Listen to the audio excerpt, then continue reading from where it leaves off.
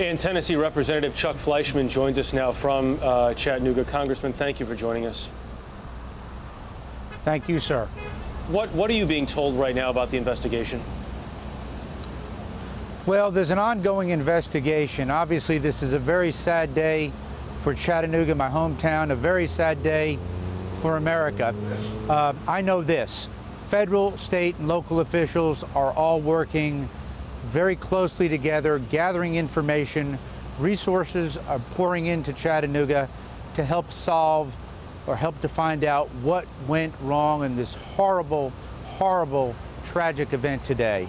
I'm still in shock, but an ongoing investigation, a tragic day in Chattanooga, how a shooter could go and kill 4 of our finest Marines and hurt others is beyond my comprehension.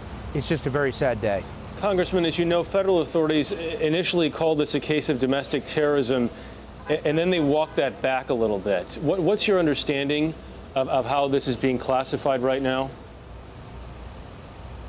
My understanding is that federal officials, along with their state counterparts, are looking at everything. And that's very important for the American people to know. When something of this magnitude takes place, and this is a horrific act, we want to make sure that they are very thorough, and they will be, that they have the resources necessary to do a very complete investigation and get all the information so that we work to make sure that something like this does not happen again, either in Chattanooga or anywhere else in America. Congressman, how concerned are you that the shooter was not on any federal watch lists? Well, there's always a source of concern whenever someone like this slips through the cracks. This is obviously a very dangerous person who did this, a person who would commit such a heinous act, but it's my understanding, I've heard some preliminary reports that there was an earlier arrest that is unconfirmed. I don't know what that was from, but the reality is we live in a dangerous world, and there are people out there, we saw this today, who want to do us harm. We have got to be vigilant, we've got to be diligent, and we have got to make sure that the American people have the resources, law enforcement has the resources to fight this kind of activity. If you can imagine, right behind me is a recruiting center. This is a center where men and women who are in uniform bring citizens in to talk with them about joining the military. This should be a safe facility. Our military bases ought to be safe. Obviously today we saw they were not, and we're just going to have to react accordingly, get safer, get stronger, and go through a very long healing process right here in Chattanooga.